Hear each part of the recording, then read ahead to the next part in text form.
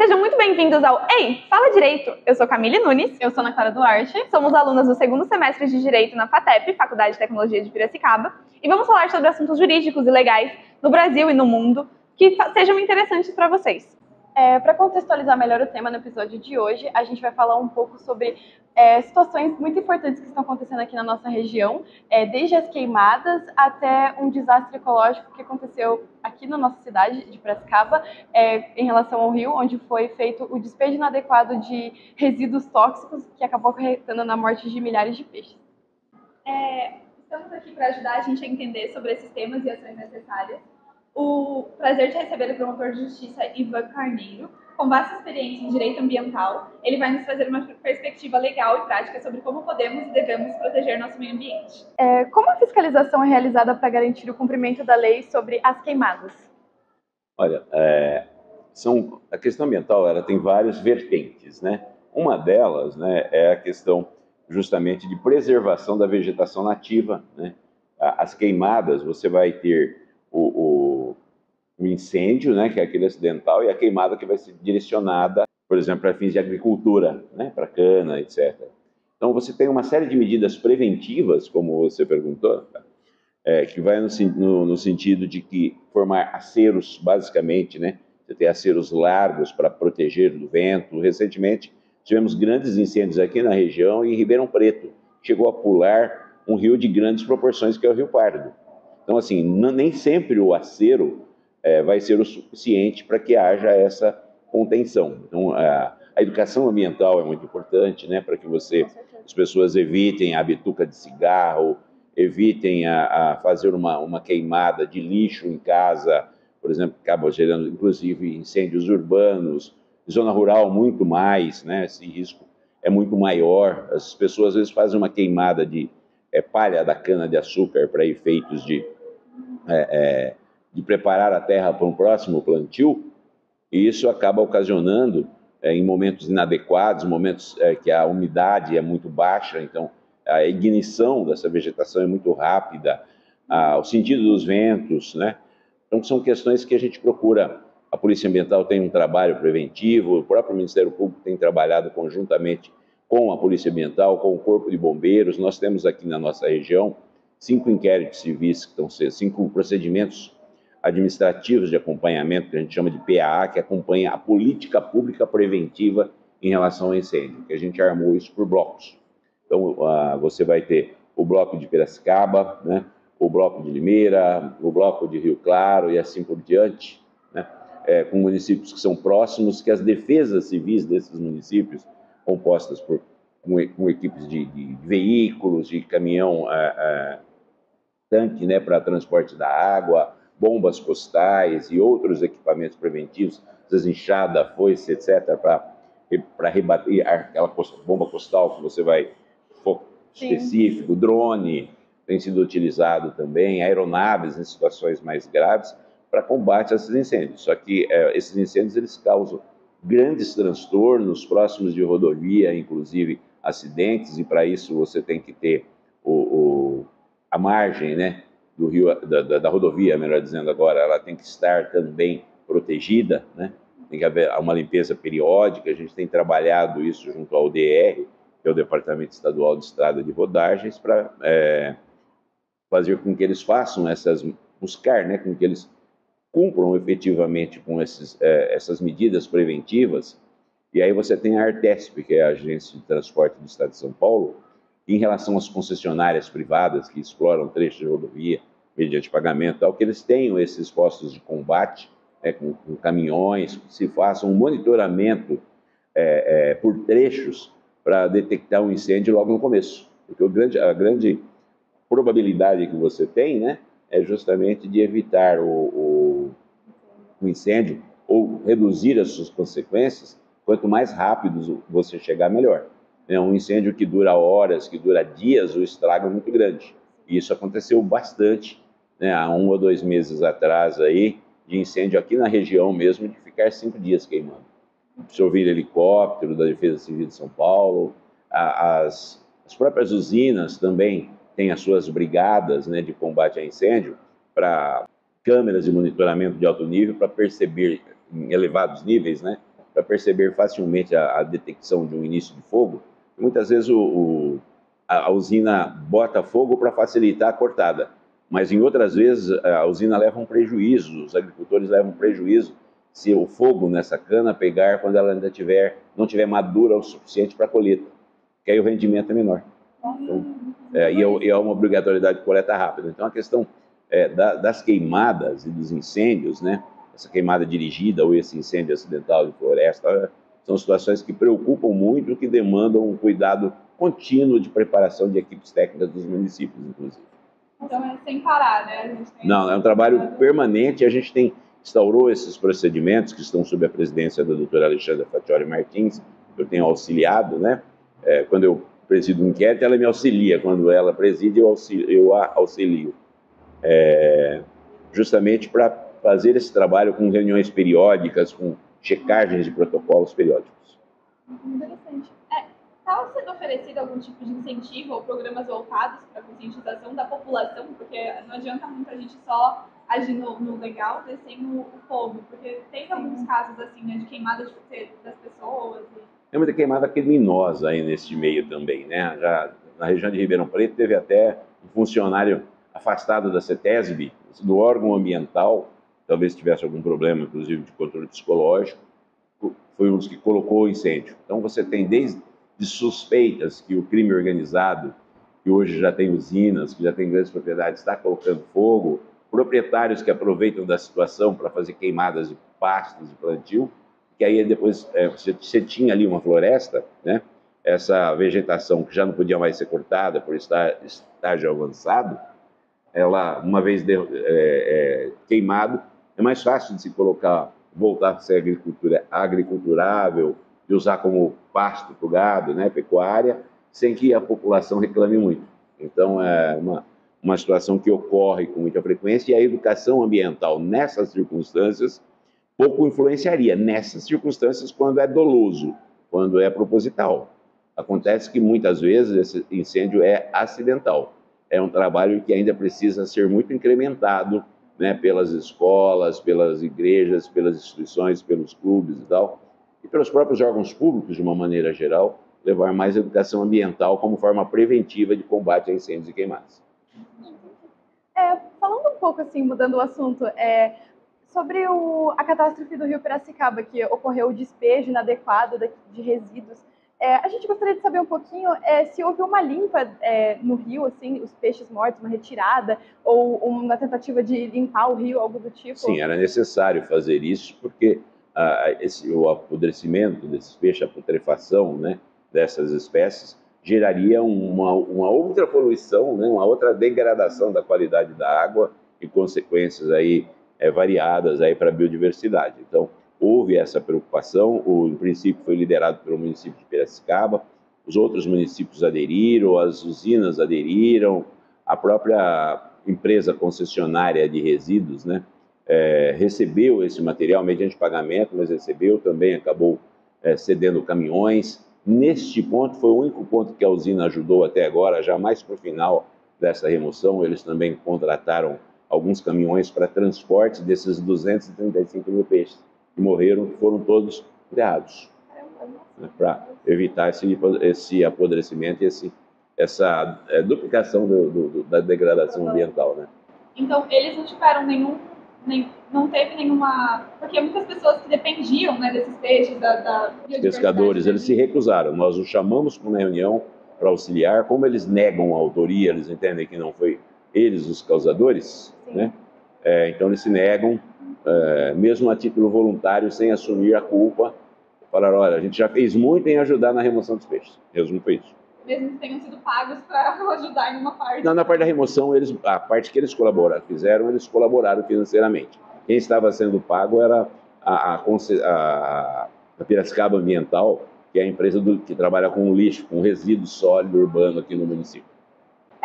Gostaria de perguntar também se é comum crises ambientais em Piracicaba e em relação à quantidade de empresas e multinacionais de grande porte que a gente tem aqui. Olha, as crises ambientais mais extremas, digamos assim, elas não advêm da questão industrial, a não ser a questão de usina que tem acontecido, né? Lançamento de vinhoto, lançamento de produtos secundários clandestinamente, que a gente tem alguns inquéritos que correm não pelo GAEMA, não pelo Grupo de Atuação Especial de Defesa do Meio Ambiente, mas pela Promotoria do Meio Ambiente. Entendi. Tá? Se eles quiserem interromper. Continuando nesse assunto de empresas, tem algum aspecto, quando a gente sabe que várias das empresas, quando vem alguma empresa para cá, tem muitos benefícios, muito suporte, né, da prefeitura para poder atrair essas empresas.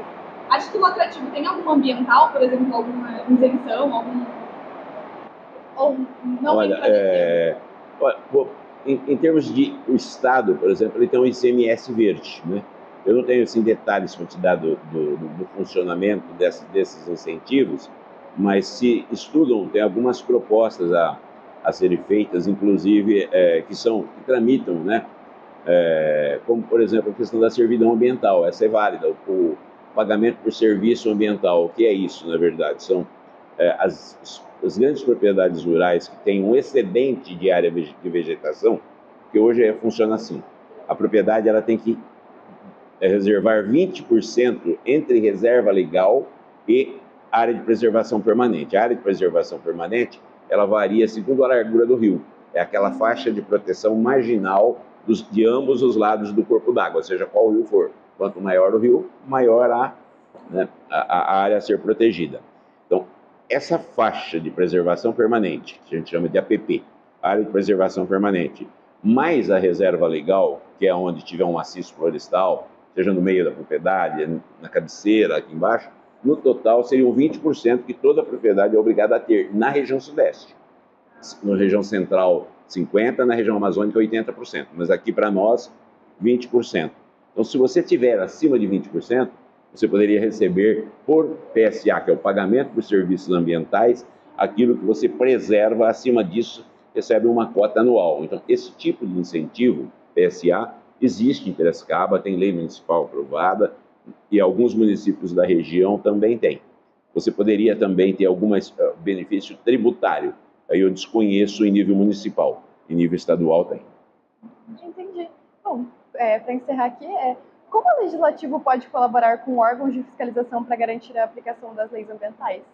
Elaborando leis, né, mais severas, né? O legislativo criar infrações, embora as infrações em geral elas são feitas em nível federal, né, pela Câmara e pelo Senado, o Estado também pode legislar sobre meio ambiente em complemento à legislação federal, substantivamente, e em questões de âmbito predominantemente local, que a influência haja uma especificidade, né, de um bem a ser protegido em um determinado município, o município poderá legislar dizendo o que é permitido, o que é proibido, e apenando aquilo que for proibido com multa, com suspensão da atividade, até com a interdição da atividade. Mas aí a regra não é o município legislar sobre isso, mas sim os deputados estaduais, em complemento àquilo que os deputados federais e senadores tiverem legislado e que for sancionado pelo presidente da República. Então, é muito mais sobre a escolha dos candidatos no âmbito estadual e federal? Para nível ambiental, em princípio, sim. Né? Você tem algumas questões, né, de possibilidade de corte de árvores, ou o município ele pode ser mais restritivo, ele não pode ser mais flexível. Tá? Então, dentro de alguma questão que interesse localmente, por exemplo, um bem cultural, né, um bem arquitetônico, para falar mais claramente, por exemplo, aqui a Bois, da Bois, né, que é um bem cultural, o município poderia tombá-lo, fazer uma restrição maior. O Salgueiro, ali perto do 15, aquela árvore. Sim, ela é tombada, exatamente, ali na esquina da Moraes Barros com a 15 de novembro, né? Então, são questões que o município pode legislar, por quê? Porque é um interesse municipal, local. O município ele não pode legislar sobre questões amplas, porque ele entraria em conflito federal. Então, aí os vereadores não poderiam legislar sobre isso. Entendi. Muitas vezes eles falarem alguma coisa, não entra muito. Isso. A gente pode encerrar, então, senhor? Sim, foi um prazer. Não, acho que foi um prazer falar com vocês. Eu acho que é importante, né, esse diálogo com a universidade, com os estudantes, até para despertar, né, esse interesse ambiental em todos. A gente precisa de mais profissionais que nos ajudem, estejam eles nos bancos da advocacia, como procurador do município, como procurador do estado, procurador da União, delegado de polícia que também trabalha com crime ambiental, sim, o promotor de justiça que atua tanto na vertente civil como na vertente ambiental, o juiz que vai julgar desde a ação civil pública a ação penal, criminal, ambiental, e mesmo um recurso de uma multa aplicada. Então, assim, na verdade, é o que eu costumo dizer, eu dou aula de direito ambiental, direito urbanístico, constitucional, enfim. A importância dessa conscientização ambiental, até mesmo para o advogado que é consultor de empresas, né, para explicar para a empresa quais os riscos que ela corre fazendo descumprimentos, até a desconsideração da personalidade jurídica. Uma empresa que viola o seu estatuto, né, pratica ações além daquilo que o estatuto permite, primeiro, a responsabilidade pode passar para pessoas sócios, desconsiderando a personalidade jurídica, e ela pode ser, inclusive, encerrada, né? Então, o risco do negócio é muito grande. Hoje, existe uma tendência grande, sem querer ampliar muito a nossa conversa, mas da responsabilidade socioambiental das instituições financeiras, que ao financiar grandes obras, grandes empreendimentos, não tem a preocupação de fazer exigências ambientais. Seria o caso das inteligências artificiais, né? Cada vez mais elas precisam de mais espaço para existir. Mais energia, mais consumo. Então, aí você entra numa questão que é ESG, né? a Environment Social Governance. Esse crescimento sustentável, né? Você não praticar o greenwashing, que é aquela propaganda falsa, né? É o nosso fake ambiental, né? Essas são questões de compliance, né? São questões que as empresas devem manter um código de conduta, um código de ética para não ofender, né, essa moral e essa defesa ambiental, independentemente da legislação. Às vezes nem tudo que é legal é moral. Então também isso se aplica na área ambiental e se aplica às empresas. Mas uma outra questão que de repente vale a pena a gente estar ponderando aqui nessa conversa, né, é esse ponto da responsabilidade empresarial, né, que é objetiva em matéria de direito penal. Você não discute dolo e culpa, tá? Se houve o dano e está provada uma relação de causalidade entre a ação ou omissão da empresa e o dano ambiental, ainda que ela esteja licenciada, ela vai responder e vai pagar do mas eu fiquei dentro dos parâmetros permitidos pela CETESB. Provocou dano? Risco do negócio. Então é a teoria do risco que vale aqui. E aí entra muito essa questão do papel do advogado e orientar a empresa. Em termos de direito penal, existe o princípio da precaução e da prevenção. Então você vai se prevenir dos riscos que você já conhece e sabe que vai dar problema. E você vai se precaver quando existe o risco e ainda não existe uma prova científica cabal, mas há uma probabilidade de difícil reversão. Então são princípios que se aplicam ao direito penal, ao direito ambiental de uma maneira geral. E falando agora de direito penal ambiental, a legislação brasileira tem uma característica exclusiva em relação a esses crimes. Alguns crimes econômicos se defende que a empresa, pessoa jurídica, pode ser responsabilizada, mas é polêmico. Em matéria ambiental, né, você tem o artigo 3º da Lei dos Crimes Ambientais, da Lei 9.605, que a pena, né, não é só do sócio, do gerente, do proprietário da empresa, é da própria empresa. Então, a pessoa jurídica pode ser condenada por crime ambiental, mas ela não pode ser condenada por um crime de estelionato, um crime de apropriação indébita. Quem vai ser condenado são os seus sócios, seus gerentes.